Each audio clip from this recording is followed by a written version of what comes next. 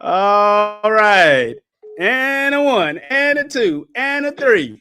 Shabbat Shalom. Shabbat Shalom, everybody. Welcome to Rap Ministries. That's Reaching Out People Ministries. And I'm Brother Ronnie, aka Brother Yirmiyahu. And thank you guys for coming on in today. Auntie, please turn that off. But thank everybody for coming on in today. We had a few technical difficulties. It's saying that that the stream has already ended and we didn't even start it. So, and me and Sterling, we already did a check and everything. So but thank everybody for coming on in. Got a great lesson for you today. You know who I don't see today? Mama J Pope. He usually is already then put the hello before everybody. Hope she doing okay. But thank everybody for coming on in today. I got my good brother Sterling with me here today, reading today, brother. Say hello to the people. Hello, people. Hello. He said hello, people. But just thank him for coming on in today. You know, everybody could have been somewhere else today, but they decided to come on in here today. Appreciate everybody that's here, and we're gonna have a grand and glorious time on today. Got a great lesson for you today. And when we always have little interruptions like the internet be acting stupid and stuff, I said, if that's any indication, we're gonna be in, you're gonna be in for a good one today. A good one today. But thank everybody for coming on in today. Appreciate everybody. Again, I always say if you listening to me, you amongst the land of the living one more time, and just praise the Most High if you alive. Got one person on the list today that didn't quite make it. Lenny Wilkens. Y'all ever heard of Lenny Wilkens? He used to play for the Atlanta Hawks, and I think the Seattle Super. He was a coach of the Atlanta Hawks. I believe he played for Atlanta, but I know he won a championship with the Seattle Supersonics. 88 years old. He passed on this week. May the Most High have mercy on his soul and condolences to his family. So, people are born every day. People do what? They die every day too, don't they? They do. They do. So, but if you are here, you are amongst the land of the living one more time, and that there alone is enough to give him all praise, honor, and glory, due his mighty, magnificent name. Am I right? Well, we're gonna greet our people. Double honor to the elders. Elder Henry, thank you for coming on in. You and Brother Guy and Brother Isaac, appreciate you for coming on in today. Thank you for coming on in. I haven't heard from Mama J Pope, and this is really odd and strange. She never misses, do she? But anyway, I'll check on her after this. But just thank everybody for coming on in. Brother Kelvin Ben Yahuwah, thank you for coming on in. Appreciate you, my good brother. And I saw what you did this morning. Appreciate you, my good brother. I really, truly appreciate you. Peace and blessings to you and your whole household. And your son, servant of Yahuwah. Thank you for coming on in. Thank you for coming on in. I appreciate you. Appreciate you. There goes Sophia. That's Brother Hio Silver's wife. Thank you for coming on in, Sister Wisdom. Thank you for coming on in, because that's what Sophia means, wisdom. But thank you for coming on in. The other half of Brother Sterling, thank you for coming in. Grind like Josh and the Armsteads. That's Brother Josh, that's Sister Jazz, and that's Baby Malachi. Thank you for coming on in. All of y'all for coming on in today. Shabbat shalom to you as well. Sister Yanis Tashua Ramirez from the victorious House of Carlos. Thank you for coming on in today, my good sister. We really appreciate you. You, Brother Carlos, Baby Charlotte, Warrior Kayla. We appreciate all of y'all. Thank you for coming on in and being a part of the ministry on today. Brother Woody, we see you. Woody Security. We see you, brother. Time to learn as usual. Yes. Who we got here? Brother Ken. Keep them commandments and you'll be what? In. Thank you for coming on in, Brother Ken, you and Sister Fancy Nancy. Appreciate you. Sister Auntie, second row. Thank you for coming on in. Mama CA. Thank you for coming on in, Mama CA. I appreciate you for coming on in. Let's see. Key to life is Torah. Thank you for coming on in. Thank you for coming on in. Peace and blessings to you and your family, and especially baby Tobias. Baby Tobias. We just thank the Most High that he's growing and growing in spirit and in stature. We thank the Most High for that. Sister Rosalie, thank you for coming on in. Rosetta Stone, Shabbat Shalom to you, part of the Ohio crew.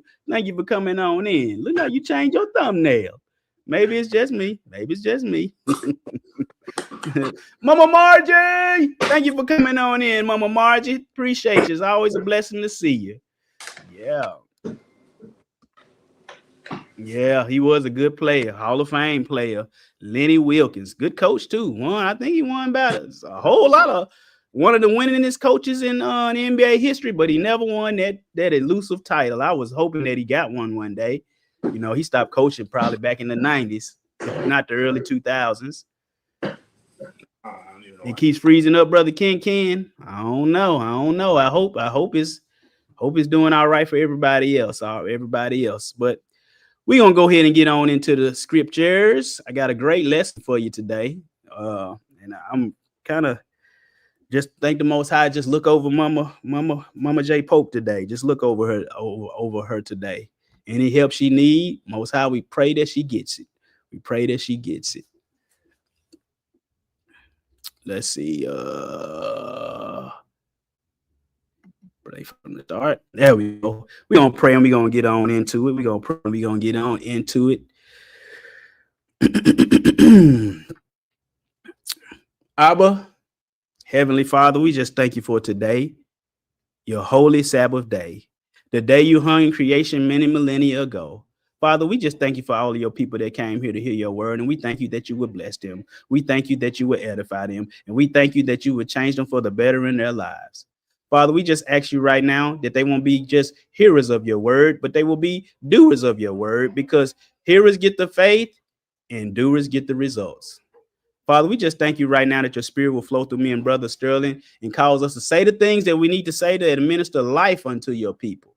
Father, not just life, but the abundant kind of life. We thank you right now that we will flow in the spirit and we will flow in unity and peace, and we cast out strife, we cast out doubt, we cast out argument. Father, we just thank you right now that you alone will get all the praise, all the honor, all the glory, do your name. And we thank you that Satan is a doomed, damn, defeated foe. Father, we pray this prayer in the name of your precious son, Yeshua HaMashiach. Amen. Amen. Some folks out there just loud, ain't they? Loud. I said, man, it was messing up my flow. You know what I'm saying? I'm like, if you see that it's a church sign right there, you when you be like, let me you know. You can hear us from out there. But anyway, let's get on into it. What are we talking about today? Brother Sterling, what happened? Did he drop out? Brother Sterling, what's going on? You remove yourself. Let me put you back in. Yeah. All right, got you. There you go. No, you good. Hey, it's finna be powerful, brother. We finna be powerful today. Y'all, hold on, y'all just hang on. Y'all hang on to the horns of the altar today. Oh my goodness, this finna be powerful. Let me share screen window one time. All right, Brother Sterling, what do you think from the word one time? What do you think that this lesson probably is going to be about? Probably your lifetime. You got one time. That's part of it. Yeah, look at it. He said that's probably your lifetime. You got one time. That's true. I don't know nobody in here that got 9 lives like a cat. What they say, a cat got what? 9 lives.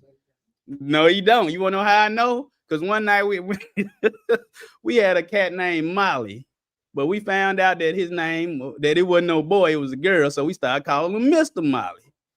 And so we had Molly from the time that he was like a little kitten. So I'm like, so when did he spend the 9 lives? Because one day my mama, she didn't really care for Mr. Molly, so she made us let him live outside. So he was living outside for a few years. And one night we just heard, it sounded like about 20 dogs. we woke up in the morning and it traumatized us. Mr. Molly was just in the front yard with his mouth open and he looked terrified. I said, them dogs killed our cat. I said, 9. That was just his first one. What the other 8? You know, we was traumatized. We were sad for a few weeks. We were sad about our cat, Mr. Molly. You know, but he gone. He ain't coming back, is he? But anyway, we talking about what? One time only. One time only. We only get one life to live. You know, like the soap opera, One Life to Live. How many? Well, you know, you got some people that believe in reincarnation, don't they? That you can come back, and you can come back and your next lifetime, you can come back as a roly-poly. Or in your next life, you come back as a butterfly. And the next life, you come back as a woman. Next life, you come back as a man. So the thing would be at the judgment, we should ask the Most High, which one of these lives you gonna judge me for? Can I pick the best one? Because what if you come back as a man that becomes a minister? Is that the one? Is that the life he judge you on, or do he judge you for as you was a black widow spider in the web that killed a whole lot of flies? Is he gonna judge you based on that one? Get out of here with that reincarnation stuff. That ain't scriptural. Stop that. But I'm here to tell you, seek him before it's too what? Before it's too late. When is it too late? When you die. Yeshua said, you know, what he said, repent of your sins, and you don't want to what? Die in your sins. We just sung a song that he's alive, didn't it? Hallelujah. Yeshua is alive. If he ain't alive, we in a lot of trouble. Like, not just trouble, we in a whole heap of trouble. If he didn't get up, and if he didn't go back and seated on high, we in a whole lot of trouble, ain't we? But seek him before it's too late. Brother Sterling, get that Ecclesiastes chapter 12, verse 1, and then we're going to skip to verse 6. We got to save some time today. Go ahead. Remember now thy Creator in the days of thy youth, while the evil days come not, nor the years draw nigh, when thou shalt say, I have no pleasure in them. He said, remember now thy Creator in the days of your youth. See, guess what young people think? They think they invincible, don't they? They think they got still got millions. They do stuff. Little young children do stupid stuff, don't they? I know me personally. Me and my 2 cousins, Darius and Lee, we used to do some dumb stuff as children. Jump down a whole flight of stairs. Just run and just jump down a whole. Man, I wouldn't dare jump down a whole flight of stairs now. We would jump from like, you know, you got a 2-story. Like, let's say you go from downstairs to upstairs. We would jump down the rail, over the rail.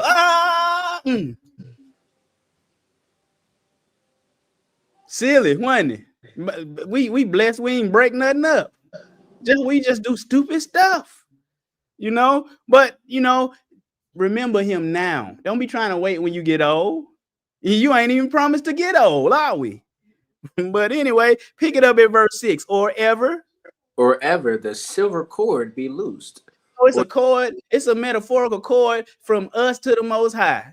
You know that? We got a chance. As long as you alive, you got a chance, don't you? Or the golden bowl be broken. Or the pitcher be broken at the fountain. Or the wheel be broken at the cistern. Or the wheel be broken at the cistern. You ain't getting no, if you get to a fountain that's deep and you get there and you break your pitcher, you getting some water.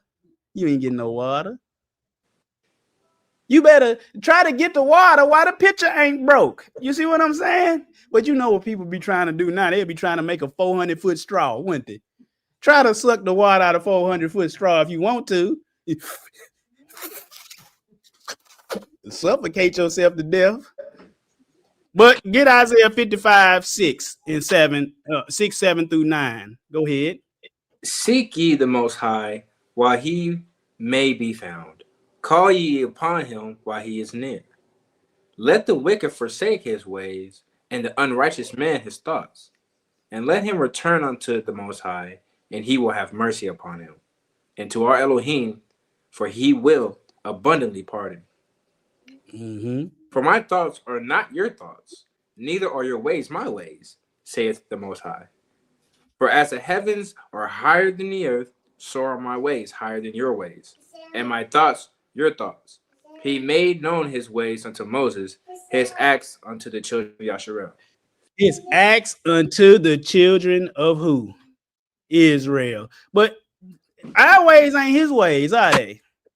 He said, let the unrighteous man, what? Forsake his way. Let the wicked forsake his way. You got to just don't do your way. You got to do his way. And his ways always stay the what? The same. Because he made known his ways to Moses. I'm trying to tell y'all. But we gonna die. Everybody gonna die. Go ahead. Now you might get some people. What about Lazarus? Those are extra cases, ain't it? Like Lazarus, the widow Nain's son. Yeshua died, didn't he? But he ain't die again, so he still only died what? One time. You know, what about Enoch and Elijah? Okay, we just made 5 instances.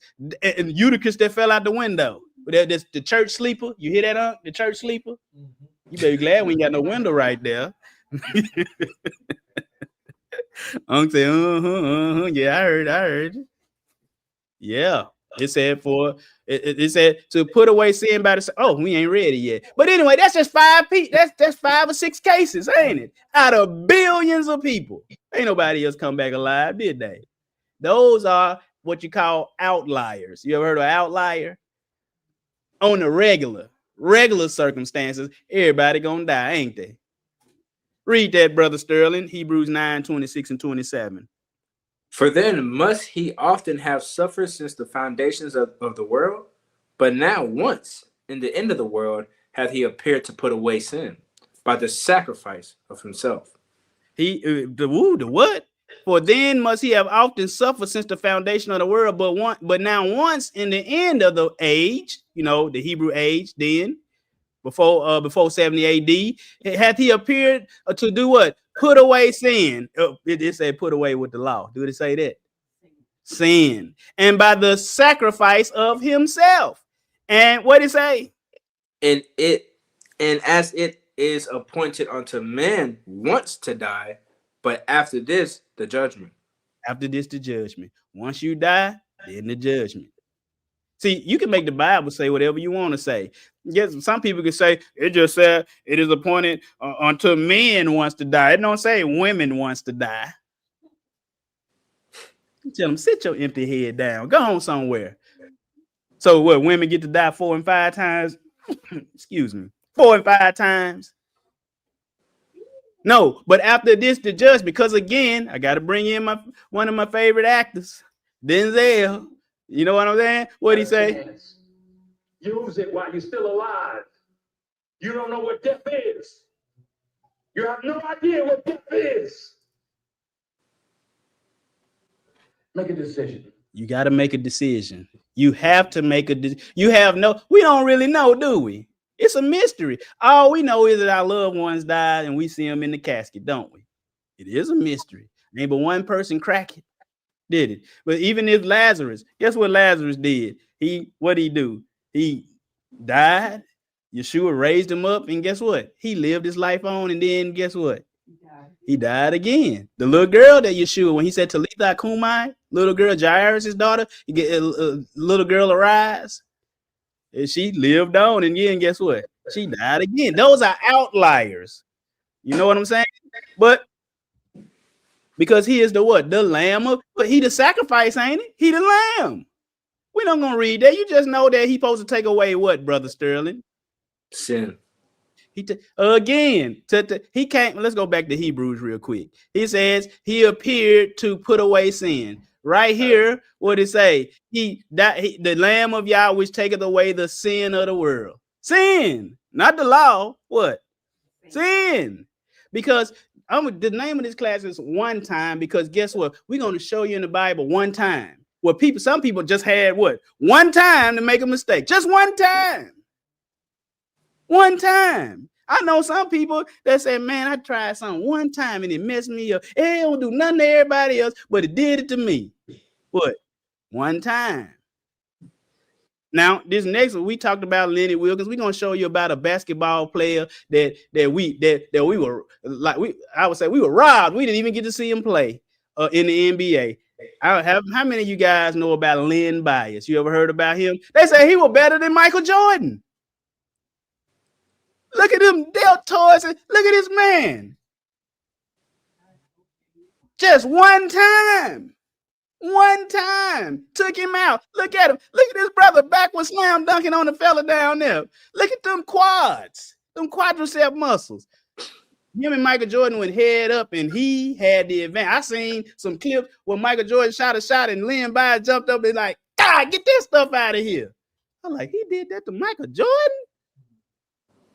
We didn't get to see him with Larry Bird. That what if they would have played together? A lot of people say if he would have played, Michael Jordan would have won all them championships. He might have won one or two, but one time he got drafted, and on draft night he decided to try cocaine, and guess what? It took him out. Heart attack, overdose, OD. We don't get to see Len Bias no more. Yeah, very sad story. Very sad story. And you know, he probably was the hope of all his family, wasn't it? Oh, we can make it out. Oh, and then you wake up to that. Go watch the ESPN story they did on. It was a sad story. Look, he went from this on the left to what? That on the right, didn't he? Gone. One time. What are we saying? What the lesson about today? One time. And I'm telling you, you got one time to live on this earth in these flesh bodies, don't we? We got one time. What you doing with your one time? One time. Let's go to Malachi 3:6. See, that's what we think. We think youth, because we have youth, we good. Man, it's my. I told you, a young baby at my school was in a car crash. 7 years old, gone, second grade, gone. Surely his parents didn't think that he would be gone at this early of a time. I didn't. I still see the young man's face from time to time when his class comes in. I just, I taught him. We got 2 PE teachers. We got like 600 students, and she got half of them, and I got half of them, and he was one of my students. Gone. I can still see him smiling and playing. You know. I said, oh my goodness. Sometimes when I go in my son's room, when I go upstairs for the night out, go make sure little Robert stay in his, because he won't stay under his cover. I got to make sure he under the cover. Sometimes you cut the light on and you just see him sleep up there.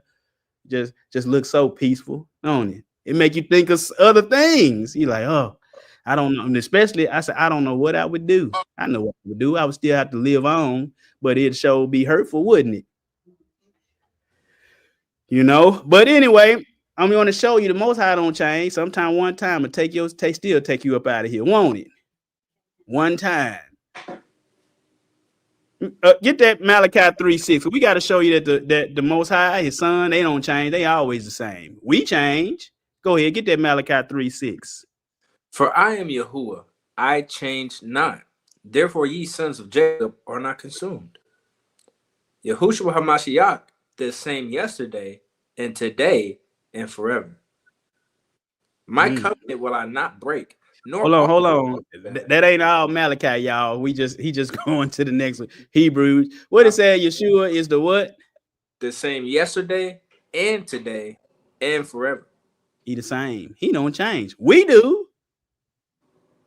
We change, don't we? And some people change. They in the truth, and then all of a sudden they let somebody talk them out the truth. Let them talk you right. Let them talk you smooth right out the truth, don't they? Well, you know that the Bible is plagiarized from. Man, shut up. Get out of here with that. I tell y'all cat raggedy with that. You know, damn, man, stop it, please. You don't want to play them games today. Not today. Any other day we might get played. Not today. I don't feel like playing with you today. Get that 89, that Psalms 89:34. My covenant will I not break, nor alter the things that is gone out my lips. Sterling is remember the Sabbath, keep it holy. Is that part of his covenant? It is. Is he going to alter it, Brother Sterling? He is not. Why do we alter it today? I don't understand. Even if we're not going to keep it, why don't people say Sunday, Monday, Tuesday, Wednesday, Thursday, Friday, Sabbath? That's the only day in the Bible that got a name. That show you how important it is. He gave it a name. But Isaiah 40:8, go ahead.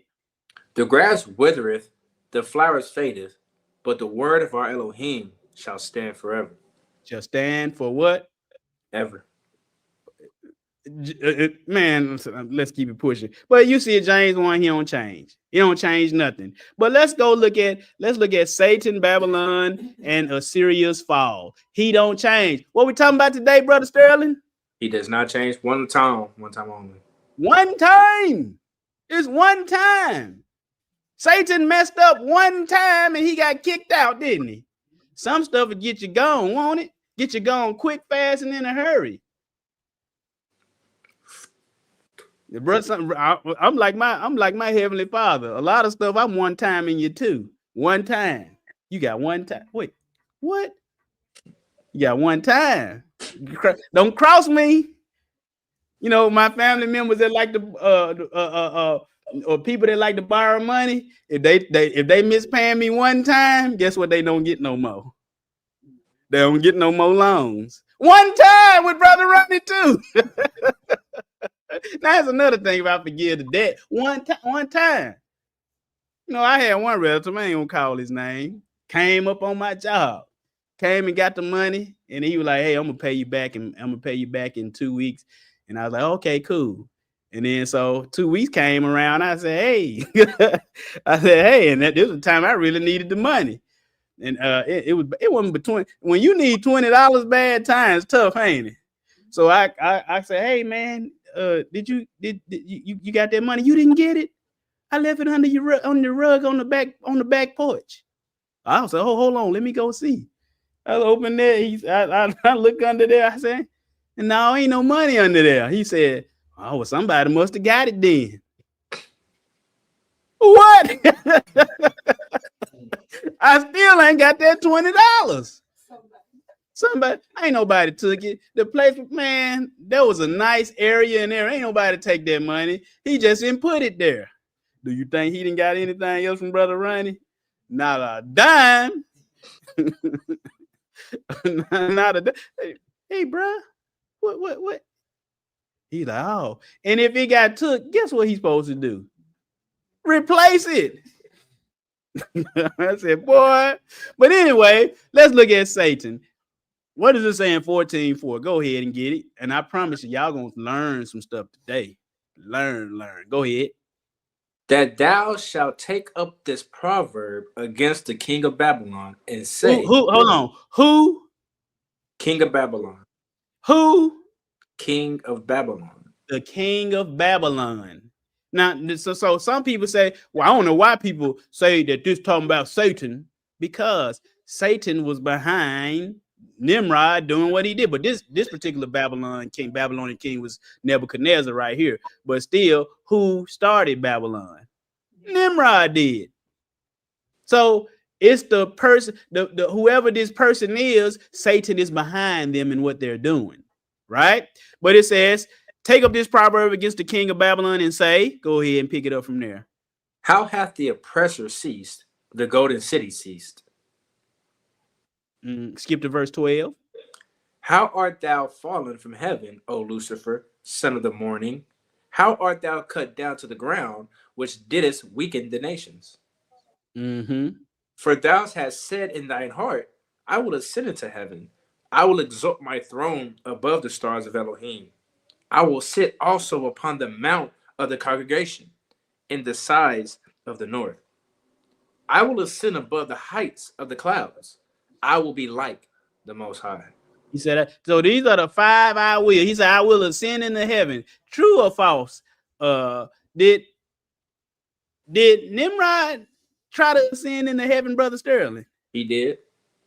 So we know this can't be him, talking about him too. Who the progenitor of the Babylonian Empire. But anyway, it said how the oppressor had this proverb against the kingdom of Babylon. In verse 12, it said, how thou art fallen from heaven. Talking about the king of Babylon. Do that sound familiar, Brother Sterling? It does. The fall of Babylon. Revelation 18:1. Pick it up from there. And after these things, I saw another angel come down from heaven, having great power, and the earth was lightened with his glory. And he cried mightily with a strong voice, saying, Babylon the Great is fallen, and is become the habitations of devils, and hold of every foul spirit, and a cage of every unclean and hateful bird. Every unclean and what? Hateful bird. Still unclean, ain't they? Even in the Revelation. But keep on. We ain't here to talk about that today. Give verse 3. For all nations have drunk of the wine of the wrath of her fornication. Whoa. Some nations. All nations. A few nations. All nations. Oh, so the next question we should be, what the heck is this fornication he talking about? What is it? We don't want to read all this, but verse 4, what he say to his people? What we supposed to do? Come out of her, my people. Come out of her? What do we? That's the thing. What do we come out of? Verse 5, the Most High have what? Remember what? Her iniquities. Oh, iniquities. Babylon's iniquities. He has remembered. That's why we should ask people, well, what were they? What were the iniquities? What do we come out of? What is the fornication that all nations drinking from? And how and what sins did he remember? All the way back at Babel. We ain't gonna go there today, but I'm just telling you. And then what did this woman say? She said, I sit in verse 7. I sit a what? Queen. And am no widow, and shall see no sorrow. These the questions they should be like, who said that? Nobody ever asked them questions. I do. Who said that? Well, we ain't here for that today. But guess what? Babylon has fallen. So this first one was Babylon that fell. That was Satan. The Most High kicked him out, didn't he? Get your behind out of here. Beat it, like Michael Jackson. But let's go to the other one, which is Assyria. So we got Babylon and we got Assyria. Both these are places. Both these are places that Nimrod founded. We ain't here to talk about Nimrod today. We talking about Nimrod, but it's Satan that was behind him. And the Most High said, get yourself up out of here, didn't he? You know, for King Tyre. He said, Brother Runner, you said Assyria. That says Tyre. So you always just ask Google, was Tyre a part of Assyria? What did he say, Brother Sterling? Yes. The ancient city of Tyre was subject to Assyria for much of the 8th and 7th century BCE. Now, some people might say, well, the Bible say the King James Version said Tyrus, Brother Ronnie. You can't turn Tyrus into Tyre. What did AI say that? Yes, Tyre and Tyrus refers to the same ancient phonological city in the Bible. Phoenician city in the Bible. Yeah, there you go. Yeah, these some tough words, brother. I don't know. They look like some Phoenix. I don't know what it look like. But it says, but anyway, down at the bottom, these are two places that Nimrod founded. You said, Brother Ronnie, what does it say in Genesis 10:9-11?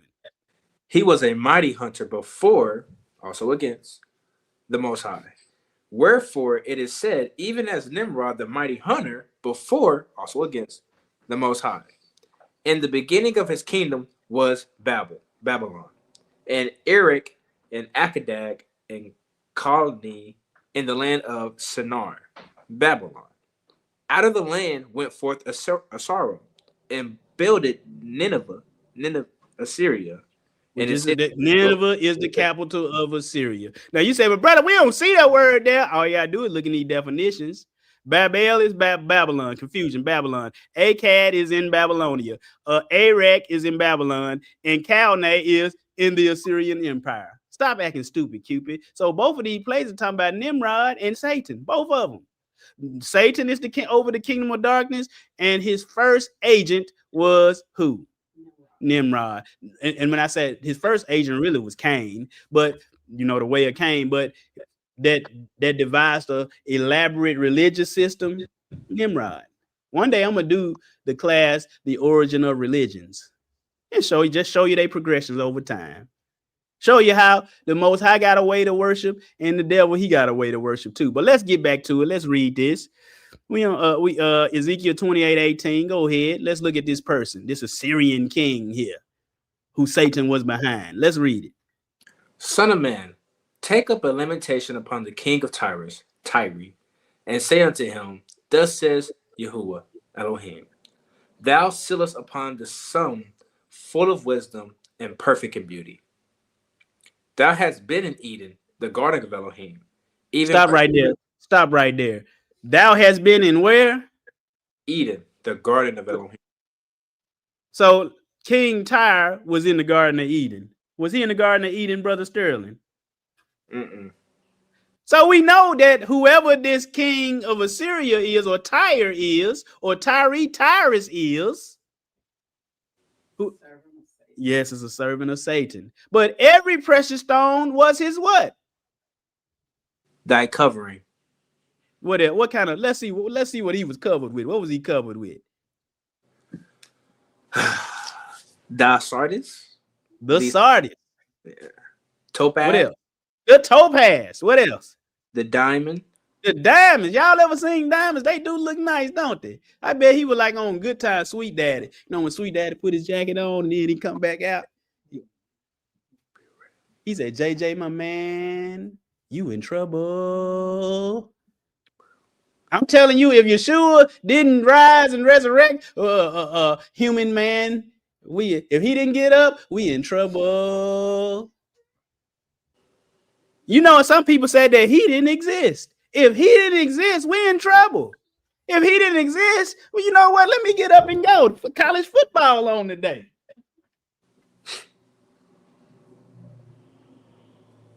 If he didn't exist, well, let me go ahead and keep some Christmas and get some gifts. If he didn't exist, let me go ahead and teach 10% tithe so I can get rich and get up out of here.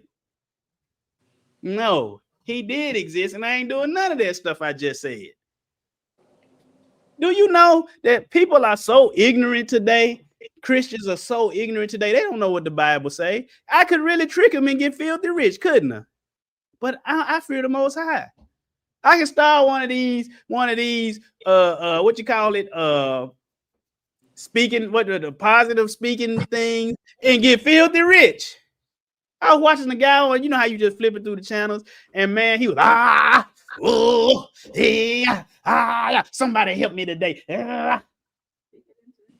He was saying all kind of stuff, and everybody, hey man, he was saying a whole lot of nothing, just talking in circles.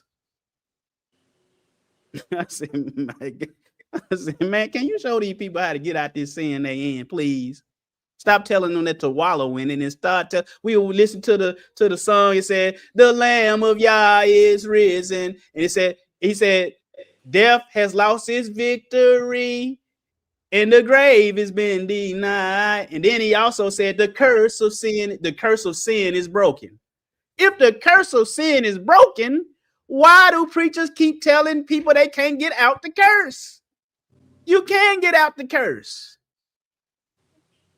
See, I don't teach. If you want that motivational stuff, you're in the wrong place, because I hold us to a higher standard, don't I? We got a higher standard. I challenge you to read. I challenge you to study. I challenge you to remember what you read.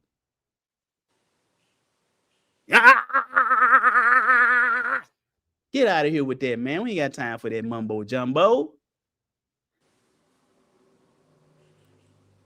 I ain't got time for that mumbo jumbo. But we see all this stuff: diamond, beryl, onyx, the jasper, the sapphire, the emerald, the carbuncle, and gold. Man, he was decked out, wasn't he? Looking good. Looking good, auntie. But that was what? Perfect. He was perfect in his ways till what, Brother Sterling? I'm looking for it. Sorry. Down at the bottom. Till iniquity was found in thee. Till sin was found in thee. One time. But I want to show you that verse. It said, "Son of man, sing a funeral song for the ruler of Tyre. Tell him this is what the Almighty says. You were the perfect example." Woo. They're talking about Satan.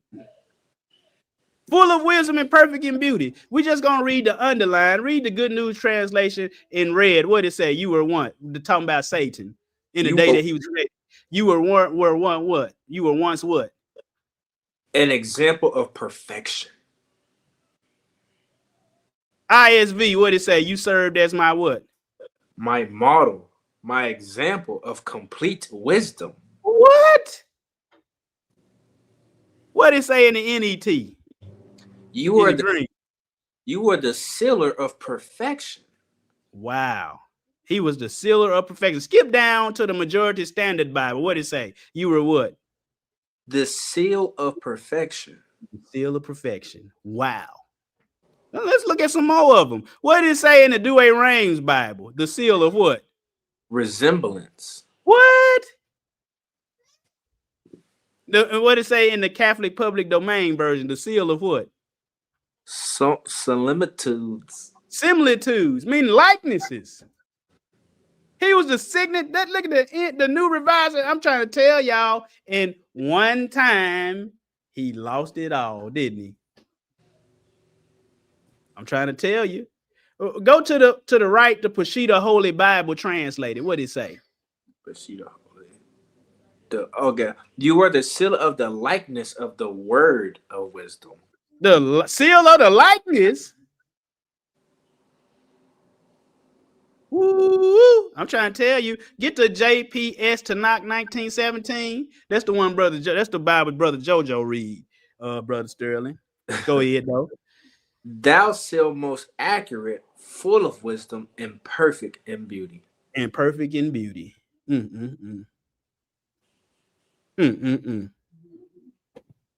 Let's go to Genesis, because it don't take but one time. One time. So let's see the commandment that the Most High gave man, Adam. What did it say? What was the first commandment he gave him? And the Most High Elohim commanded the man, saying, of every tree of the garden thou mayest eat freely, but of the tree of knowledge of good and evil thou shalt not eat of it. For in the day that thou eatest, therefore, thou shalt surely die. You should don't eat. And then it's reiterated through Eve in chapter 3. What is it? But of the fruit of the tree which is in the midst of the garden, Elohim have said, ye shall not eat of it, neither shall ye touch it, lest ye die. Lest you die. That's the law he gave him, ain't it? Let's look at the transgression. What did he say? What did it say? And when the woman saw that the tree was good for food, junk food, and that it was pleasant to the eyes, and the tree to be desired to make one wise, she took of the fruit thereof, and did eat, and gave also unto her husband with her, and he did eat. And both of them ate. That's the transgression. Look at that junk. That she saw that that was junk food, wasn't it? That wasn't the food the Most High said eat. The good stuff we don't think that's good enough, do we? We want the junk food. We show children at school. Just this past week, I have a video that I show them. Do you like healthy foods or do you like junk foods? It says, I like peas and carrots, but I like pizza, please. You're just showing that stuff look better, don't it? And sometimes it do taste better, don't it? A cup of carrots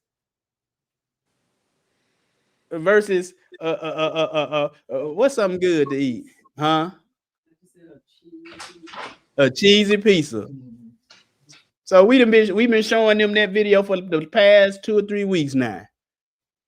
This week they said that again. I said, come up. I said, what? I said, do you know the whole song? No. I said, come on here and sing it for us. He's like, I don't know. Oh, well, you need to see it again. So we're going to keep watching this till you can know me and tell me all the words. I said, if I have us read it we in school 36 weeks, from week 1 to week 36, we going to watch it. Don't come up in here talking about it, we doing that again. I need children, man. We wouldn't dare say some of the stuff they say these days, do they? Would we? Not where the teacher can hear it. But anyway, let's look at the punishment. What was the punishment? And Yahuwah Elohim said, behold, the man is become as one of us, to know good and evil. And now at least he put forth his hand and take also the tree of life, and eat and live forever. Therefore, Yahuwah Elohim sent him forth from the Garden of Eden to till the ground from which he was taken. So he drove out men, and he placed at the east of the garden cherubims and a flaming sword, which turned every way to keep the way of the tree of life. Keep the way of the tree of life. So what was the punishment? They had to what? Get out. Get out. One time. Just for eating something one time, I got to go. And yes, the Most High said, you got to go out the door. Yeah, you got to go out the door, like Biggie Small said. I can't remember what song there was. You got to go out the door. You got to go out the door. Bye. One time. Eating a piece of fruit? A fig? One time? Now, Most High, come on, I ain't do it but one time. He said, I don't care, get out. He got to go. He said, because lest he put forth his hand and also take of the tree of life and eat and live forever. He mean what he say? He said to me, but the Most High drove out the man. That word drove is the Hebrew word garash, meaning he divorced the man. Get out of here. Drave him out. Go. Remember that. Remember this man that got put out. Remember him. But another way to say it was the law was don't eat. The statute was, the law was don't eat from the tree of the knowledge of good and evil. The statute is how to carry something out. Eat from all the other trees. The judgment, you're going to die and you're going to get up out of here. One time. Look at Moses. Moses got a one-time deal too. Yes. You remember when Moses struck the rock? Most High told him to do what? See, he did it once before, and then the people was complaining again. He did it once again, but this time the Most High said, speak to the rock. But what did he do? He struck it. Yeshua is the rock and the water, ain't he? He the rock and the water. The rock ain't gonna be struck. What it say in Hebrews? He appeared once to put away sin. Moses, you breaking the mold, man. I told you to speak this time. Let's get it though. Exodus 17:6. What did he say? Behold, I will stand before thee there upon the rock in Horeb, and thou shalt smite the rock, and there shall come out water out of it, that the people may drink. And Moses did so in the sight of the elders of the Yasharel. Okay, get the next verse. And he called the name of the place Masha and Meribhaba, because of the chiding of the children of Yasharel, and because they tempted the Elohim, saying, is the Most High among us or not? They say, ain't no water. We thirsty. Matter of fact, they wanted to stone Moses and Aaron because they were thirsty. What stoning them gonna do? You still gonna be thirsty? But the Most High said, all right, I'll stand before thee here upon the rock in Horeb, smite the rock and water come up out of it. All right. All right, let's go. Let's go to a second instance. And wasn't no water again. So we're gonna read verse 2, then we're gonna skip to verse 6, then we're gonna skip to verse 6 through 8. Again, what was there none of, Brother Sterling? And there was what? No water. That can be get you a little ruffled. It's hot, it's dry, we thirsty. That you would start to be like, hey man, what we gonna drink? I'll tell you, like my grandma used to say, Grandma, I'm thirsty, drink your spit. You run out of that after a while, don't you? You know, when you just kept bugging her, Grandma, I'm thirsty. Look, we out in Senatobia, out of town, you know, in what we call going to town. What she like, what am I gonna do? Pull out some water bottles for y'all right now, drink your spit. that sound mean, don't it? But she was just saying, where are we gonna get some water from, huh? Grandmama didn't play. Sometimes I think she was related to the Most High, because you know what, she could hear real good, couldn't she? And she saw everything, didn't she? I'm talking about she come around the corner. You get your mustard tail up out of here then. I remember one time we come from outside, we've been playing outside all day. And so we come in and Grandmama said, y'all ain't had your bath yet, y'all sit on the floor. And I said, want to sit on. And I said, I just like, I want to sit on this dirty floor. She heard that. Man, she came running. You know, grandma used to wear that dress all the way down her ankles, but she came running around that corner. No, that floor ain't dirty. You dirty. I said, man, how she hear that? I said, she must be related to the Most High. My grandma didn't play. One time she made us a little tic-tac-toe on poster boards where she drew tic-tac-toes and she had, you know, little spools that you used to have on the thread. And she was like, now the black ones can be for the X and the and the white ones can be for the O. And you know, everybody having fun. I was like, man, this old fake stuff. What? So this old fake, this ain't real. She can't, what? You ain't got to play with none of the stuff that I make then. I said, how she hear that? She had ears, didn't she? My goodness. That was a virtuous woman, wasn't she? I'm trying to tell you. I said, she got to be related to the Most High. Do she got a hearing aid? Did she turn up to the highest setting or something? Because I'm thinking to myself too. Did I even say it out loud? Y'all know about that, don't you? Oh my goodness. She heard everything. One more before we get back on here. You know, we ain't had no toothpaste. So grandma, we forgot to bring out toothpaste. She said, oh, we got some soda. We got some soda for you, you know, baking soda. We got some baking soda for you. And we brushed our teeth with that. I said, this is nasty. And she came in there. No, that's your funky mouth that's nasty. I'm sick. Yes. Grandmama said funky. I said, you know, a child ain't never had baking soda before. I'm used to Crest. She said that, auntie. That's not a bad word. Yeah. But anyway, let me get back on here. There was no what? Water. And wasn't no water. That'll mess you up, won't it? You thirsty like Percy. But get that, and we'll skip on. We'll skip on down. What the Most High tell Moses to do? Take the rod and gather thy assembly together, thou and Aaron thy brother, and speak ye unto the rock before the eyes, and it shall give forth his water, and thou shalt bring forth to them water out of the rock. So thou shalt give the congregation and their beast drink. What did he tell Moses to do? Speak ye unto the rock. Speak ye unto the rock. You already struck him. He the rock, you strike. So, because when you strike the rock, rivers of living water will flow out. Yeshua ain't gonna die 2 times. 1 time, Moses, don't mess up my symbology. That's good. But anyway, what did Moses do in verse 9? And Moses took the rod before the Most High as he commanded him. And Moses and Aaron gathered the congregation together before the rock. And he said unto them, hear now, ye rebels, must ye fetch you out water of this rock?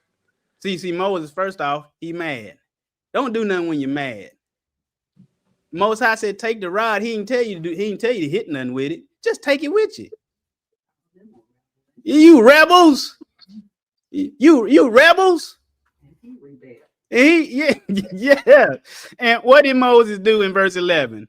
And Moses lifted up his hand, and with his rod he smote the rock twice.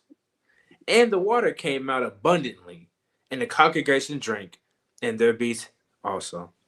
So in the beast and the see, people don't realize you're supposed to treat your beast like you treat yourself too, don't you? Do you know on the Shabbat, beasts ain't supposed to be working? You ain't supposed to be working. Beasts ain't supposed to be working. Nothing within your gates. What does it mean within your gates? Your home should be working. Nobody.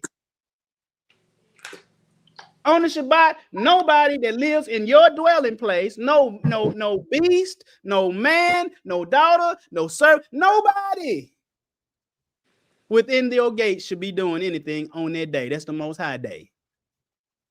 Trying to tell you, we don't take stuff serious these days, do we? People be trying to do work on your house on them day, contracting, don't they? Well, I got Saturday open. No, you don't. One man that spray my yard, spray my grass, for weeds. I'm gonna come. I said, no, you not. You ain't gonna spray a drop on in my yard. And he said, you must keep the Sabbath or something. I said, I sure do. So no, you ain't. I'll stop you in a minute. No, we ain't doing that. But he struck it twice. But read verse. He struck it twice. The Most High didn't even tell you to strike it at all. He said, what? Sterling, what was he supposed to do? Speak ye unto the rock. I don't like those. Speak to the rock. Speak, not hit.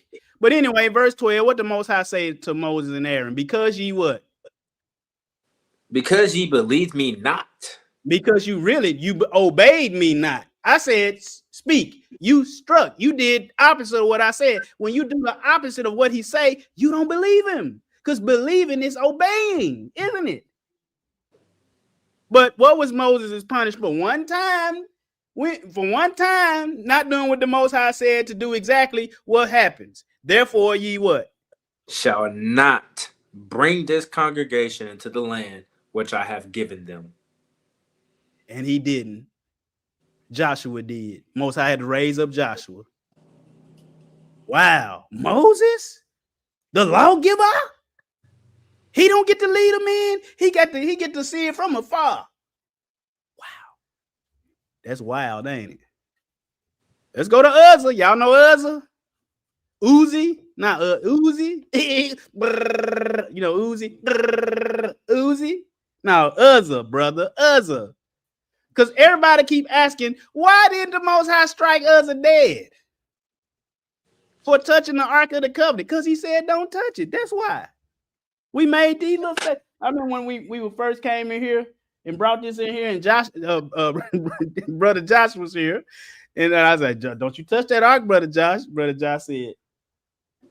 I said, yeah. I said, you can touch that. That ain't the one. That ain't the same one. He knew that. That's why he did that. But these people say, whose fault was it? It was Uzzah's fault. No matter how good of intentions you may have about something, let his motions get him out of control. Out of control. Whose fault was it? It was Uzzah's fault. So let's read about this. 2 Samuel 6, 1-15. Go ahead and get it. We already halfway done. Go. Again, David gathered together all the chosen men of Yasharel, 30,000. And David arose and went with all the people that were with him from Baal of Judah to bring up from thence the ark of Elohim, whose name is called by the name of Yahuwah of hosts that dwelleth between the cherubims.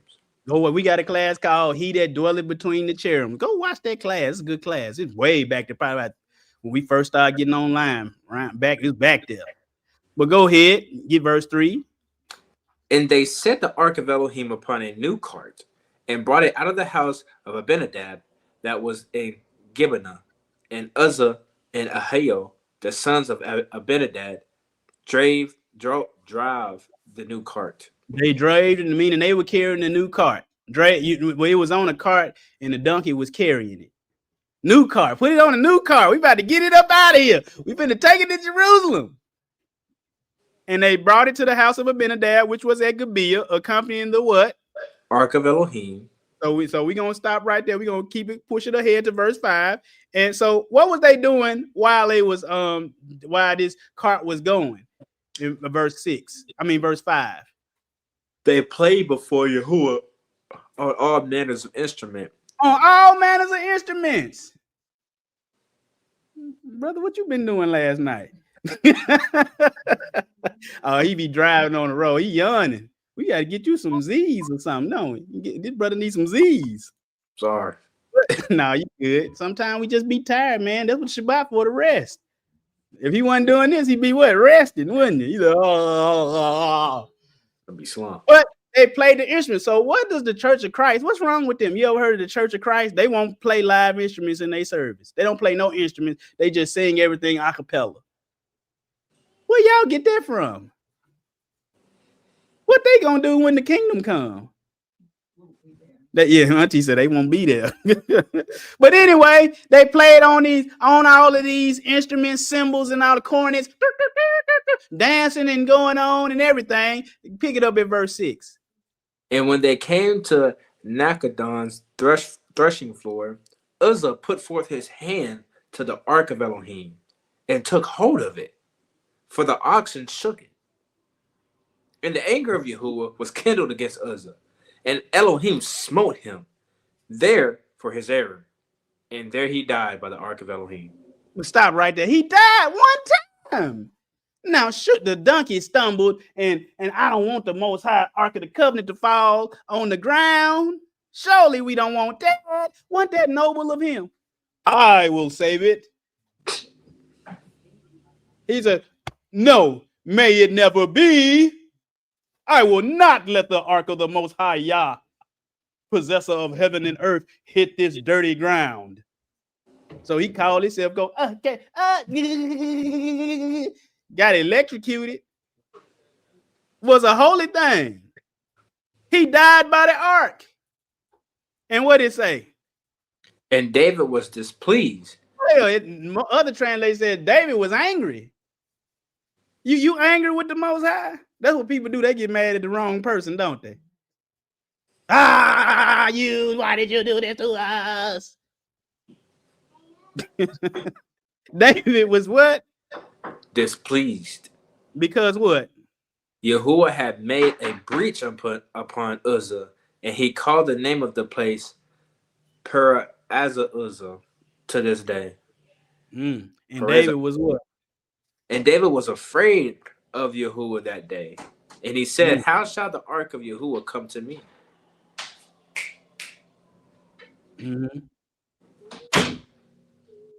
We can't hear you, brother. What happened? I don't know. I think the Most High must have smoked you for a minute. I don't know. You still can't hear me? Yeah, I can hear you now. It said, and David was what? Afraid of Yahuwah that day. Said, how shall the ark of Yahuwah come to me? And so David would not remove the ark of Yahuwah unto him into the city of David, but David carried it aside the house of Abinadab, the Gittite. Obed Edom the Gittite. The Gittite. Yeah. So he said, how we gonna get it up out of here? Can't nobody touch it. It's rough, ain't it? What we gonna do? But and the ark of the Most High did what? Continued in the house of Abinadab, the Gittite, 3 months. 3 months. Obed Edom, 3 months. He just stood in his house. And the Most High blessed Obed Edom and all his household for letting it stay there for them 3 months too. But anyway, what I want you to see is go down there and David, what he do? David did what? Sterling, he did what? He danced before Yahuwah with all his might. They danced before. See, when times trouble is, you don't know what you're gonna do. You got to dance for him with all your might. Do you know what all your might is? That's some hard dancing, ain't it? I done been working on the car, and my car, sometimes you know how you get an old boat. You can attest to this, an old boat that won't come off. And you done or you've been doing some work where you've been working all day and your muscles just can't do no more. Your arms start shaking, your legs start shaking.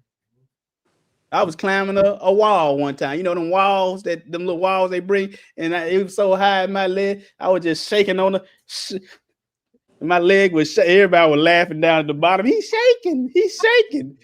Just tired, muscles then locked up. I said, but I'm gonna make it. I had to do it all my might. I ain't make it to the top. It was only like a few more rungs to go. And I just went, and you know how the rope let you down slow. I could literally hear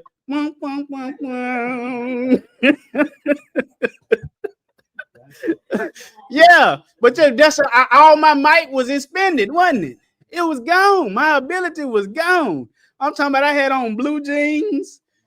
I had on some fresh Jordans on, and you know, I had to look, and I would look back at everybody down there. I seen all of the children smiling. They were like, go, coach, go. Then my legs started shaking. They said his leg is shaking. I had maybe like 3 more wrongs to go. Wrong, and then I just went all the way down to the bottom. You talking about disappointed? Disappointed. But anyway, Dominican Negro, thank you for coming on in. Happy Shabbat to you as well. Thank you for coming on in. It's a pleasure. It's a pleasure to see you today. But yeah, sometimes you gotta dance with all your might and the Most High move on your behalf, won't he? But let's get to the second one of this. We saw this again. So you can read this, and we're not gonna read all this. First Chronicles 13:9-14. Uzzah put forth his hand. It was a noble cause, wasn't it? But one time, and it cost him his what? Life. We saw one time it cost Adam the Garden of Eden and ultimately his life. Satan got kicked out for one time when that iniquity was found in him, and it's going to ultimately cost him his life too. And the Most High the same. He deal with us the same. Sin will get you up out of here. Moses, the lawgiver, didn't get to take the children of Israel into the promised land. But Obed-Edom, who the world is that? That's why you got to get one of these books right here. It's called Everyone in the Bible. Everyone in the Bible. But this guy, I'm going to read this. It says, Obed-Edom, a Philistine originally from the city of Gath. Obed-Edom lived near Jerusalem in David's time. David left the Ark of the Covenant in Obed-Edom's house for 3 months after Uzzah had died from touching it. After receiving the Most High's blessing for looking after the ark, Obed-Edom and his sons helped David move it to Jerusalem and took a prominent part in the festivities. Because Obed-Edom's care of the ark, he and his sons were given a prominent position in the sanctuary at Jerusalem and were even referred to as the Levites. What? But what does Obed-Edom mean? To the right, Brother Sterling in the yellow. What does it mean? Servant of Edom. Servant of Edom. What? All you racist Hebrew Israelites, you better stop. People can leave what they are and come to the Most High, can't they? So that's all I wanted you to see on there. But let's see another fella one time. Let's go to the death of Herod. Let's go Acts 12:20. What does it say? And Herod was highly what? Displeased with Tyrod and Sidon. Tyree, that's Tyrus, ain't it? Sidon. But anyway, let's go. He mad at the disciples and stuff for all of the good things they was doing. But anyway, one day and upon a set day, verse 21, what did it say? He arranged in royal apparel. He was in fine linen, wasn't he? One Satan in fine linen too. But Herod sat on his throne, arrayed in royal apparel, and sat on his throne. And what did he do? Made orientations unto them. And he made an oration unto them, a great pompous speech. And the people said what? And the people gave a shout saying, it is the voice of Elohim, of a Elohim, and not of a man. It's a voice of a God and not a man. And what happened? And immediately the angel of Yahuwah smote him, because he gave not Elohim the glory, and he was eaten of worms and gave up the ghost. Gave up the ghost, because he gonna take it like that. The reason why you can speak and talk like this is because of you. You're great. You're not a man. You're a God. And what that angel of the Most High do to him, Sterling? Smote him. Got him up out of it. One time. I'm telling you, young people in here, it been times where young teenagers then told their parents they go in one place and they go somewhere else. And what happened when they at the other place? They come up dead. One time. You think ain't nobody gonna find out. Let's go to Ananias and Sapphira. Y'all, you know who they are? One time. Let's get to, because people that, Brother Ronnie, you spend so much time in that's Old Testament people doing one time and that's it. Well, let's go to the New Testament. We just showed you Herod. That's in the New Testament. But a certain man named who? Ananias, With Sapphira, his wife, sold a possession. They sold a possession. All right, and what they do? And kept back part of the price. His wife also being privy to it, and brought a certain part and laid it at the apostles' feet. See, here's the thing. During that time, everybody was selling all they have, and they was giving it to the apostles, setting it at the apostles' feet. But what preachers don't tell you is that when they set it at the apostles' feet, what the apostles do with it? Give it back. They gave it back out to the people as each one had need. Not all of the stuff go to the apostle and that's that. They said, see, you see, and they said everything at the apostles' feet. They brought all of that. They sold everything. You got to give to the kingdom of Yah. I would say, Mr. Pastor Man, keep reading though. Hey, what they gave to eat, you know, the widows. Yeah, man, they gave to everybody that had need. But see, they was selling, they was giving it all. But see, what Ananias and Sapphira was gonna do, they sold it and kept part of it back, but then put it at the apostles' feet as though they had given all too. Most High don't like that kind of trickery, do we? Deception. And what Peter say to Ananias? Why hath Satan filled thine heart to lie to the Ruach HaKodesh and to keep back part of the price of the land? What you lying for? Why you let the devil get you to do this? Verse 4. While it's remained, was it not thine own? When you had it, wasn't it yours? Go ahead. And after it was sold, was it not in thy own power? Wasn't it in your own power? Go ahead. Why hast thou conceived this thing in thine heart? Stop right there. So what Peter was saying was, brother, you didn't have to say it was your all. You could have just said, man, I sold some of this, but I kept a little for myself. You ain't got a lie to kick it. You ain't got a lie to kick it. You ain't got a lie to kick it. What's the other words of that verse? You ain't got a lie to me. That was Silk the Shocker. No. You ain't got a lie to kick it. You ain't got a lie to kick it. You ain't got a lie to kick it. You ain't got a lie to me. Y'all, they don't even know who Silk. Y'all, you don't know who Silk the Shocker is, do you? That's Master P, brother. You know, Master P. You know him? Make them say, You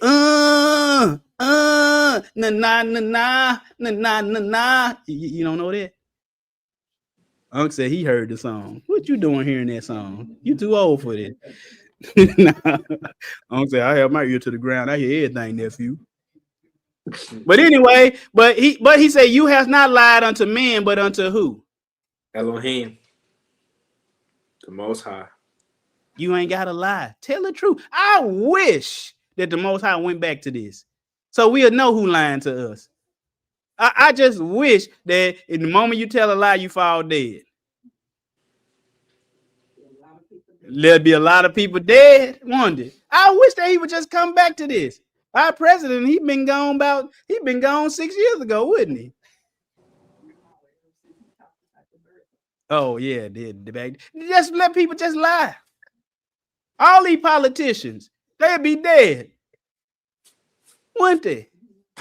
If you died telling lies. Yeah, we're gonna build that, and we're gonna do this, and we're gonna do that, and we're gonna do this. Hey man, you never did that. What's up with that? A lot of preachers will be dead, won't they?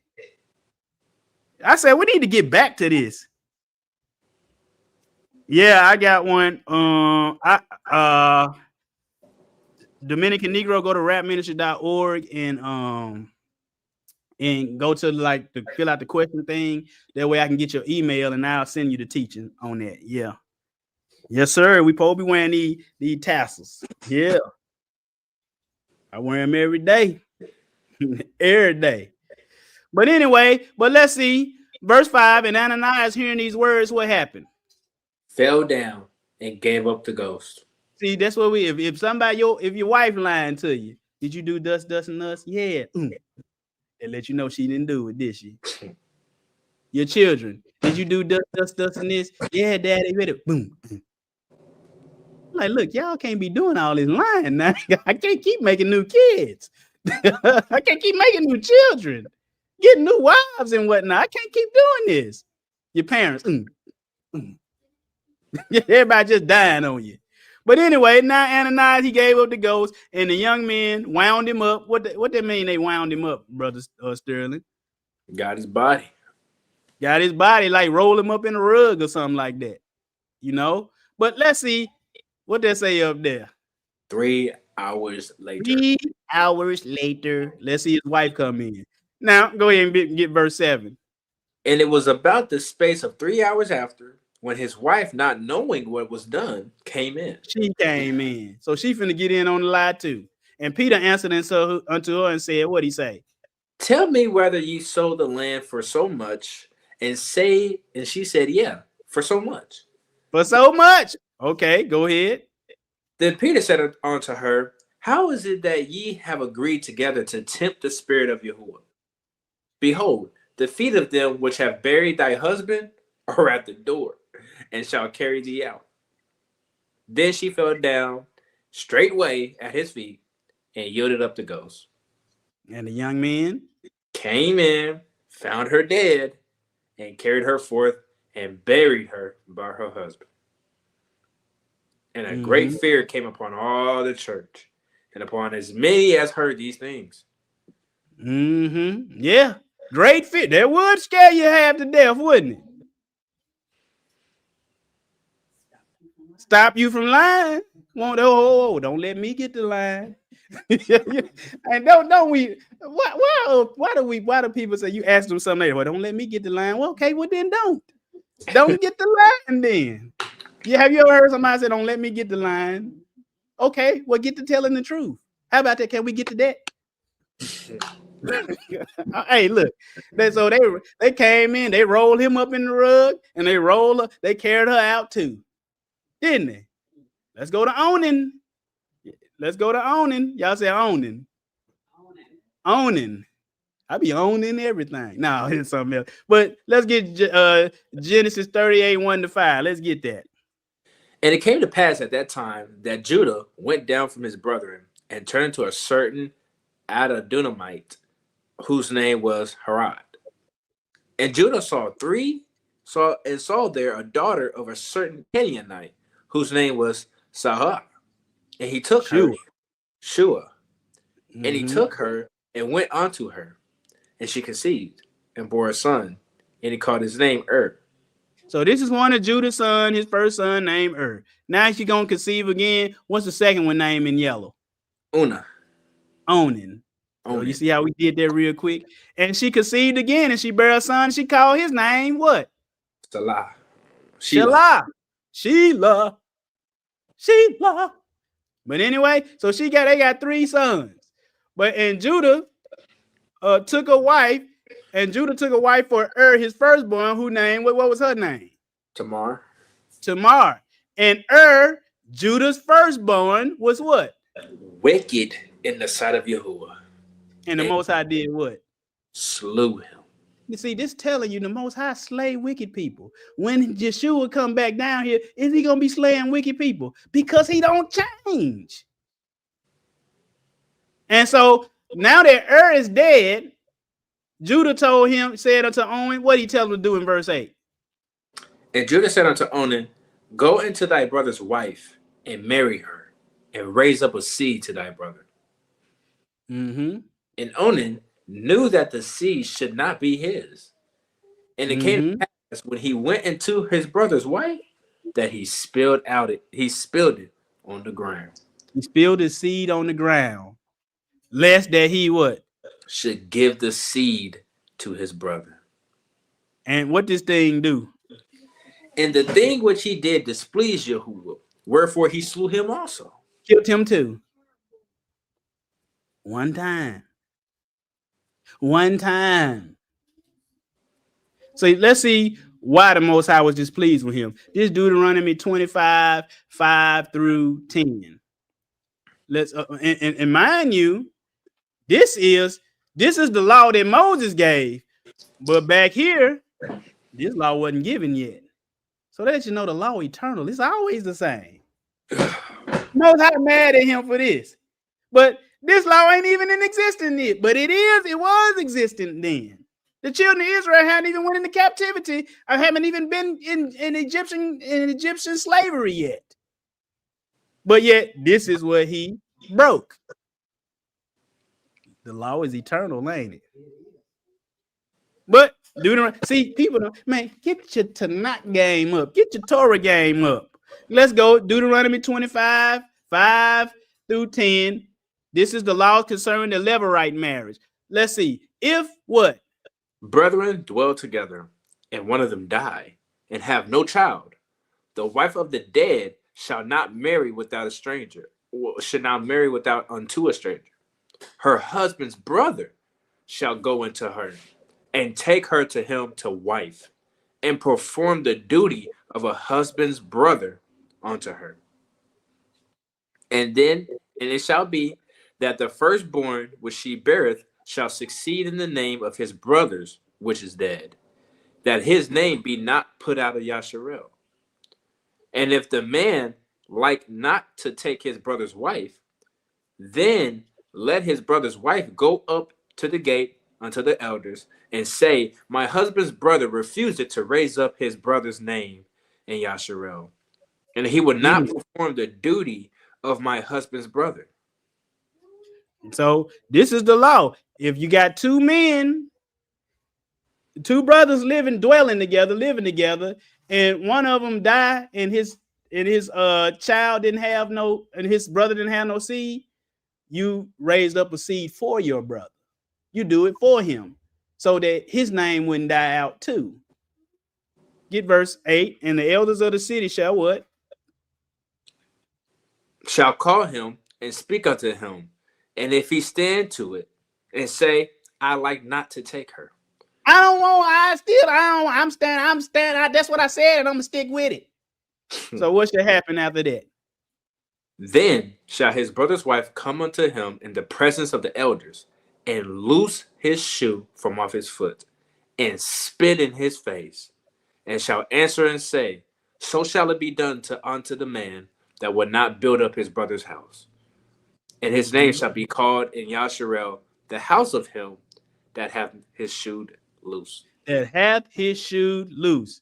If he refused to do it, the brother's wife should come and what? Slap his face. You ever been slapped? Well, yeah, you know what I mean. But it said the brother's wife should come into the presence, loose his shoe from out and spit in his face, and shall answer unto him. You know,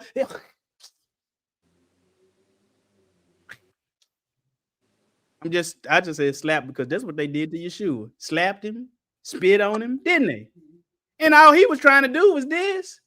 What your brother running? What they got? This is what Yeshua was trying to do to his brother, for his brother. He said, what brother was Yeshua trying? We're going to show you what brother he was doing this for. Do you know the Levirate? Oh, yeah, just hang on. Hang on. I'm building a case. All the people that ain't here today, we only got but 17 people in here. I said, boy, they see that one time. That don't sound like no deep stuff. People do that. You know that? Not saying that people do, but people do that, don't they? You know, I know people got stuff to do or things come up, you know. But let's look at the kinsman redeemer, Ruth and Boaz at the threshing floor. You ask most Christians, what's a threshing floor? I don't know. Can't tell it to you, can they? But anyway, let's look at Ruth 3:1. Naomi, Ruth's mother-in-law. Go ahead. What she say to Ruth?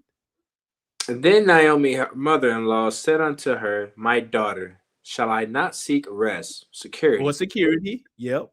For thee, that it may be well with thee. And now it is not Boaz, our kindred, who has maidens, not us. All right, stop right there. She said, and now is not Boaz of our kindred, with whose maiden thou wast? He said, ain't he near akin to us? Go ahead. Behold, what he doing? Behold, he what? Winneth with. He winner with. You ask him what that mean to winner with? I don't know. Win with what? I don't know what's that. But he winner with barley when? Tonight. In what? The threshing floor. See, when we read this, mofo, it go over their head, don't it? We just know that Ruth got with Boaz. Not a po, not a week. You know, the AZ. No job. I heard this guy named Franklin Jenner. He was, hey, I don't condone cussing, but cussing in that sense, man. He said she want a Boaz, not a po, not a weak, not a coward. You know, I say, all right, Franklin Jensen. Well, yeah, a woman want a man, don't she? Some security. I need security. Yeah. And I want it at any cost. I need security. You know that song? I think who that sing that? What's that guy name? He died. That sing the Dock of the Bay. What's his name? Yeah, this Otis Redding song. I need security. And I need it at any cost. Y'all look that up. See, y'all ain't no real Otis Redding fans, dear. Y'all know that song. All right, don't nobody know. But what he said, look, Ruth, ain't Boaz one of our nearest people? He went on in the night tonight at his threshing floor. What'd he tell her to do? Wash thyself. Wash yourself. And anoint thee. Anoint yourself. What else? And put thy raiment upon thee. Put some clean clothes on. And do what? Get thee down to the floor. But get down to the floor. But make not thyself known unto the man until he shall have done eating and drinking. Till he put through eating and drinking. Wash yourself. Put on some clean clothes. And anoint yourself. This is the same thing the Most High told Moses them at the mountain. He told Moses to tell the people to do. Read that Exodus 19:10 before they got to the mountain. Go ahead, Brother Sterling, get that. And the Most High said unto Moses, go unto the people and sanctify them to the day and tomorrow, and let them wash their clothes. Let them wash their what? Clothes. That's the same thing. Sanctify yourself. Wash yourself. Ain't that the same thing, Auntie? It is. Because you getting ready to get married. You about to get married to the Most High. Ruth, wash yourself, anoint yourself, put some good clothes on. You about to get married to Boaz. Not no Paul, you know. No broke. You know what I'm saying? All right. Get verse 4. What's she gonna do? And it shall be when he layeth down that thou shalt mark the place where he shall lie. And thou shalt go in and uncover his feet, and lay thee down, and he will tell thee what thou shalt do. He gonna tell you, Boaz gonna tell you what you should do. But threshing floor, this is a threshing floor. You know where they separating the wheat from the tares. This is what it looked like. So let me show it to you. Let me show you a little quick video. Ancient farm tools lit destinies. No joke. Threshing tools in the Bible. Forget boring farm scenes. These were the original crisis centers where futures hung in the balance. I used to skip these parts thinking, what's this got to do with me? Turns out everything. These weren't just flat spots for separating grain. Ruth met Boaz on a threshing floor, kicking off a legacy that led to King David. That's a world-changing meet cute. Then King David bought a threshing floor, and boom, it became the site for the great temple in Jerusalem. From dusty ground to holy ground, just like that. Gideon faced his deepest fears there, testing God. These were turning points, big time. John the Baptist even used it as a powerful metaphor. A time is coming to separate the real from the fake, the wheat from the chaff. So what's the takeaway for our non-farming lives? It's about those moments when we have to sort things out. What's valuable, what's not, in our work, our relationships, our faith.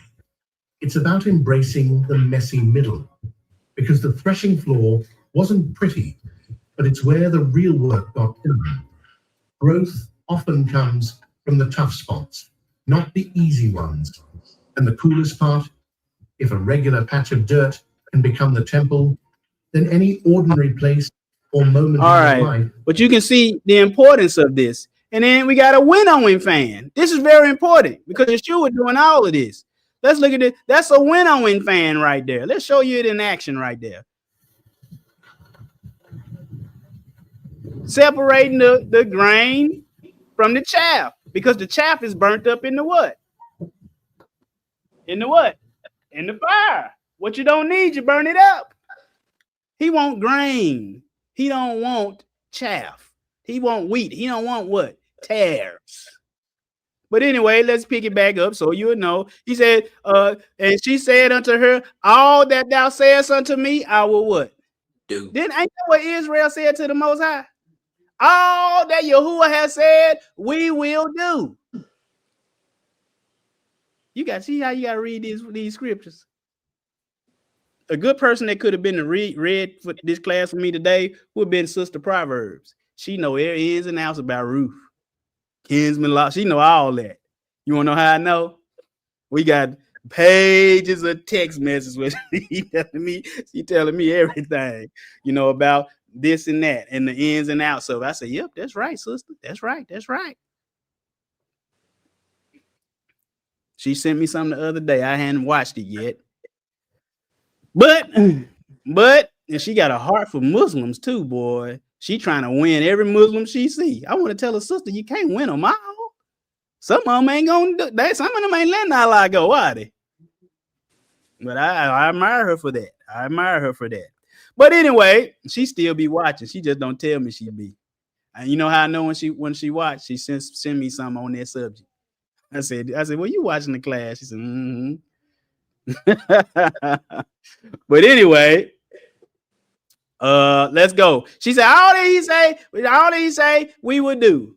She did everything her mother-in-law said for her in verse 6. Verse 7, pick it up. And when Boaz had eaten and drunk and his heart was merry, what happened?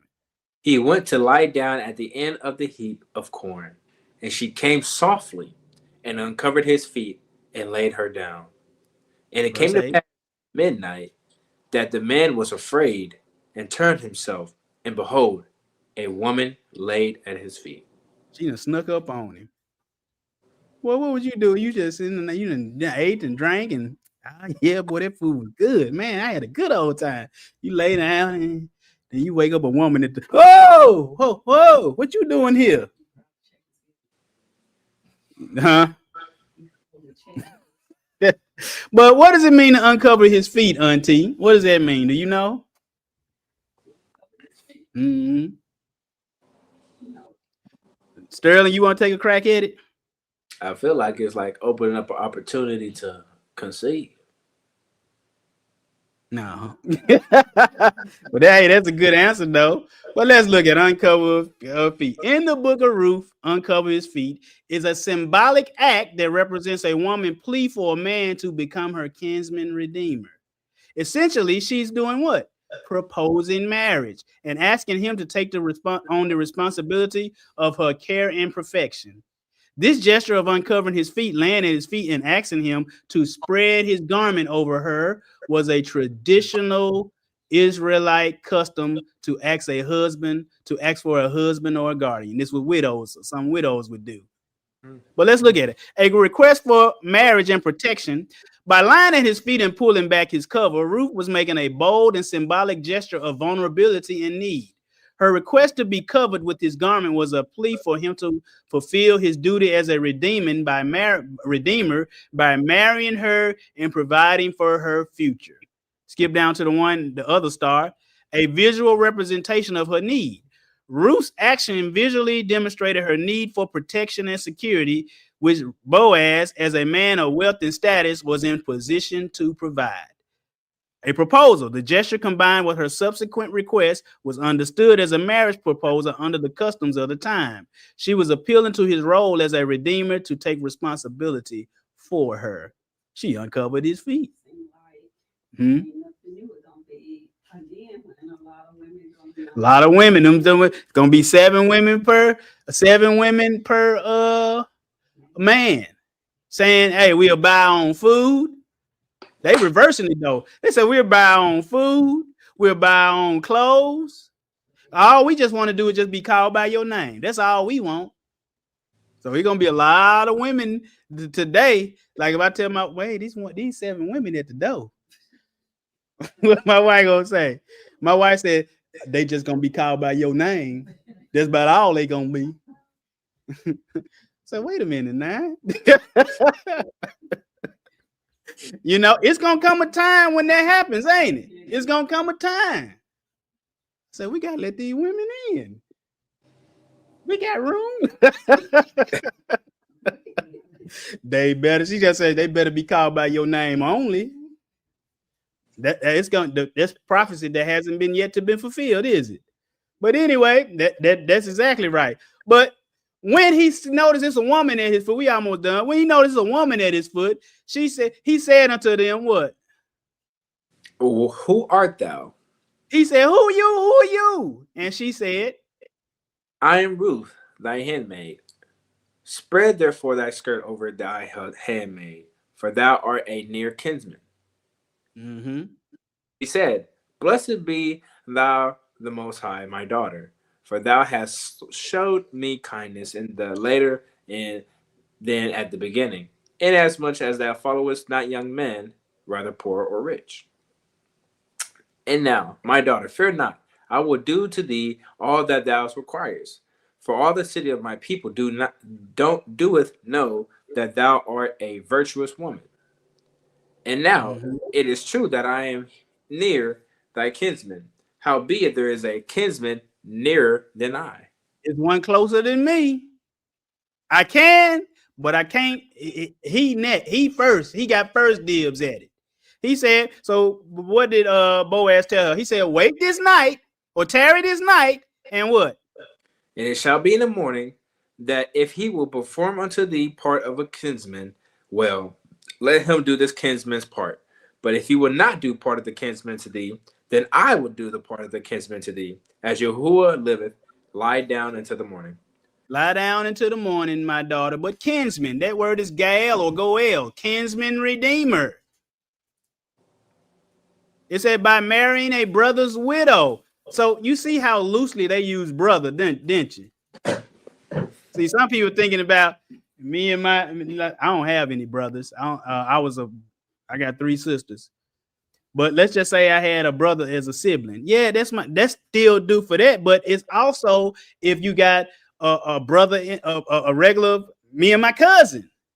You see what I'm saying? They still consider that brother, uncle, brother. Abraham called Lot, which was his nephew, his brother. But what did he say? He said, hold on, let me go talk to the dude that's closer than I. He can redeem you. But if he won't, I will. So it's a business transaction, basically. So let's go. What she do? Go ahead. And she lay at his feet until the morning, and she rose up before one could know another. And he said, let it not be known that a woman came into the floor. Also he said, bring the veil that thou hast upon thee, and hold it. And when she held it, he measured 6 measures of barley, and laid it on her, and she went into the city. And when she came unto her mother-in-law, she said, where art thou, my daughter? And she told her all that the man had done to her. And she said, these 6 measures of barley gave he me. He said to me, go not empty unto thy mother-in-law. Then she said, sit still, my daughter, until thou know how the matter will fall. For the man will not be in rest until he has finished the thing this day. So she took some food, but look what I want you to see what he told her. He told her, let it not be known that a woman came into the floor. He's like, we got to keep appearances up. You don't need to be having folks thinking y'all dipping and tipping. You see what I'm saying? Don't let your good not be evil. What? Spoken of. Care about appearances. I don't care what they say. You see what I mean? But anyway, and he said, take some stuff for if I can't even do this thing, at least y'all gonna still have something, because I might not be able to do this. Let's ask this brother, the closest dude, can he do it? All right, let's pick it up at chapter 4. It says, then went Boaz up where? To the gate, Mm-hmm. and sat him down there, and behold, the kinsman of whom Boaz spake came by, unto whom he said, How, ho, such a one. Turn aside, sit down here, and turn aside and sit down. And he turned aside and sat down. And he took 10 men of the elders of the city and said, Sit ye down here. And they sat down. And he said unto the kinsman, Nehemiah, how you say it? Naomi. This is come again out of the country of Moab. Sell up a partial of the land, which was our brother Elkamechli. Elimelech. If that might not even be right. But go ahead. Verse 4, go ahead and get it. And I thought to advertise thee, saying, Buy it before the inhabitants, before the elders of my people. If thou wilt redeem it, redeem it. But if thou wilt not redeem it, then tell me that I may know, for there is none to redeem it besides thee. For I am after thee. And he said, I will redeem it. All right. So they talking about the land, redeeming his land so it won't just be out there. So the guy, he asking the nearest kinsman, Boaz, asking the guy, can you redeem this land? And he said, yeah, I can redeem that for you. Yes, I can do that. But then, verse 5, what Boaz say? What day thou buyest the field of the hand of Naomi, thou must buy it also of Ruth, the Moabites. You got to get Ruth too. You got to get her too. The wife of the dead. Go ahead. To raise up the name of the dead upon his inheritance. All right, verse 6. What the kinsmen say? I cannot redeem it for myself, lest I mar my own inheritance. Redeem thou my right to thyself, for I cannot redeem it. See, this is what Onan didn't want to do. He didn't want to do this. What'd he do? Spill that seed, didn't he? So guess what he would been doing? Well, I've been going into it. She just ain't conceiving. She dry. That's what he'll say. She just can't bear. She barren. That was wicked in the sight of the Most High, wasn't it? Wicked. So when these 7 women come for me to turn them away, that would be what? Wicked. No, if me personally, I would allow them to come in, but I wouldn't be with them, because I was like, I promise that I just be with one. Yeah, y'all can buy your own clothes, y'all can buy your own food, but you can be called by my name to take away your reproach. Yeah, y'all can do that. So when y'all go out there, we of the house of Ronnie, brother Ronnie. It's all they know, the house of brother Ronnie. Yeah, they are the house of brother Ronnie. Taking away their reproach. And why is men gonna have to do this? Why is this gonna have to take place? Because all of the men gonna be beat up in war and stuff, gone, kidnapped, all that. Special circumstance, you know what I'm saying? But anyway, let's go to get verse 7. We almost finished. Now this was the manner in the former time of Yasharel, concerning redeeming and concerning changing. For to confirm all things, a man plucked out his shoe and gave it to his neighbor. And this was a testimony in Yasharel. Mm-hmm. Therefore the kinsman said unto Boaz, Buy it for thee. So he drew off his shoe. All right, stop right. He took his shoe off and gave it to who? Boaz. Now Boaz is now the kinsman, what? Redeemer. He is able to redeem. So we the rest of the story. He was able. They had a baby and everything. That baby is in Yeshua's a genealogy. So, but now we're gonna go to John and Yeshua. Yeshua didn't have to take off his sandal, did he? He took on I told you he had to keep all of the law, statutes, and commandments. He did Deuteronomy chapter 25, 5-10. So let's look in Luke, the kinsman redeemer. Now, these are the people asking John the Baptist, are you the Christ? Watch this. Go ahead. And as the people were in expectations, and all men mused in their hearts of John, whether he were the Christ or not, John answered it, saying unto them all, I indeed baptize you with water, but one mightier than I cometh, the lasso of whose shoe I am not worthy to unloose.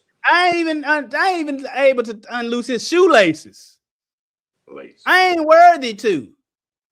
You know? So the thing was, Yeshua wouldn't let him take off his shoe anyway, would it? Because I'm the kinsman redeemer. But anyway, what John said this man got? He shall baptize you. He said he shall baptize you with the Holy Ghost and with what? fire. And whose fan is what? It's in his hand. What kind of fan is this, Brother Sterling? Um, A winnowing fan. Do you see? He found to purge his threshing floor. This is his threshing floor. Yeshua got a threshing floor where he going to separate the what? Wheat from the tares, the grain from the chaff. And we'll gather the what? the wheat into his garner, but the chaff he will burn with fire unquenchable. He gonna burn it all up. So here we got a man with a shoe on, and he ain't taking his shoe. Ain't nobody got to come and take his shoe off, because he gonna do. Boaz really wasn't supposed to take dude's shoe, was it? That dude was supposed to say, yes, I will. But I said, why didn't Ruth go spit in his face?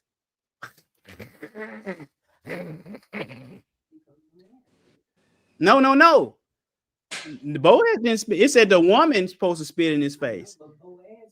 Yeah, he went and talked to him, but I'm saying, why didn't Ruth go and do that too? You see, when that's how it all went. You saw the elders that came, they went to the gates, the elders came up, they did everything, but what?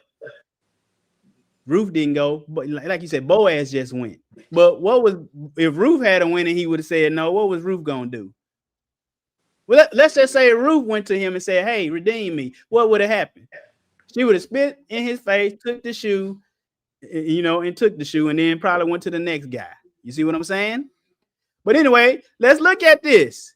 This is the same thing. They said, why are you baptizing? We ain't gonna read this one. He said, why are you baptizing if you ain't the Christ? What you doing baptizing, John? And what John said, I ain't worthy. I can't even take off his shoe. Whose shoe latchet I am unworthy to unloose. Matthew chapter 3, same thing. He got a winnowing fan, and whose fan is in his hand, and he would thoroughly purge his what? His floor. What kind of floor? Threshing floor.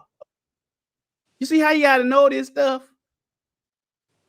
Again, in Mark, same thing. So the thing would be, Yeshua got a brother, don't he? He got a brother who he had to what? Redeem, didn't he? Adam. Adam didn't bear forth righteous what? Fruit. Righteous what? Seed. What you talking about, Brother Ronnie? All right, let's go here. Paul talks about what? The first Adam and the last Adam, don't we? You can see it, 1 Corinthians 15:45. This means, see, the Most High will give you knowledge. Won't it? You just me and brother Josh were talking about this 2 or 3 weeks ago about the kinsmen redeemers. What? Type 1, brother Josh. When we talking about this? That's me testing him and see if he's still him. Let's see if he's still him. Baby Malachi could be. But me and Josh were talking about this. Maybe a month ago. He might. I guess he ain't here. Yeah, he could. That baby could have him busy right now. But anyway, this means that Adam was the first husbandman of humanity, wasn't he? Yeshua is the redeemer who restores what Adam lost. Adam's seed line. What did Adam's seed line do? It failed. It brought death. We lost an inheritance. What inheritance did we lose? We lost eternal life, didn't we? This means that Adam is the brother who died without a righteous seed. Mankind's future was cut off. That's why people still do what today? Singing it. Yeah, there you go. He said, I'm still here, but you don't fully remember.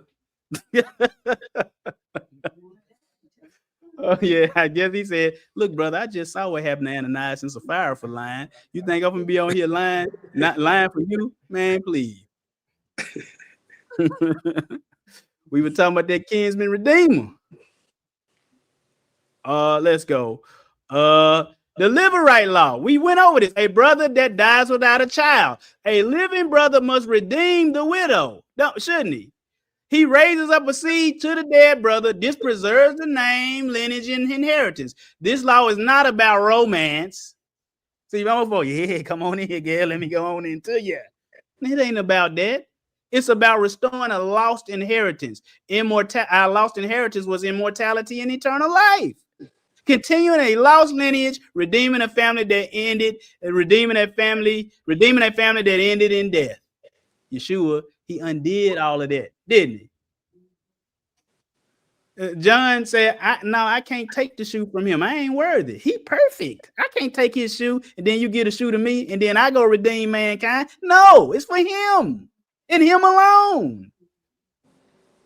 So Yeshua, the last Adam, becomes the Redeemer. He steps into the role Adam failed to fulfill. What did Adam do? He left mankind widowed. He left us. It separated us from the Most High, didn't it? He left us without an inheritance, which was what? Life. You want to know how I know? I done been to, let's see, 2 funerals in the past couple of months. Adam left mankind in debt, in death. Christ, Yahushua, the first Adam, did what Adam couldn't do. Don't I tell y'all this all the time? He redeems the widow. He restores the lost inheritance. He raises up a new seed. He preserves the family name. Israel is the family name. He becomes the what? Bridegroom. What we tell you today? One time. What you gonna do with your one time, Auntie? You gonna be righteous or you gonna be unrighteous? What about you, huh? You gonna be righteous or unrighteous? Everybody, right? Everybody said righteous, right? I'm trying to tell y'all, man, this ain't no joke, because I done told you again. Read that, Brother Sterling. For then must he often have suffered since the foundations of the world, but now once in the end of the world hath he appeared to put away sin by the sacrifice of himself. By the sacrifice of himself. And as it is appointed unto man once to die, but after this, the judgment. We all got one time to do this thing. Satan messed up his one time, didn't he? Adam messed up his one time, didn't he? Moses messed up his one time that he didn't get to lead the children in, didn't he? Owning, letting his seeds see. First, his brother was wicked before the Most High. He got him out. Uzzah messed up his one time, didn't he?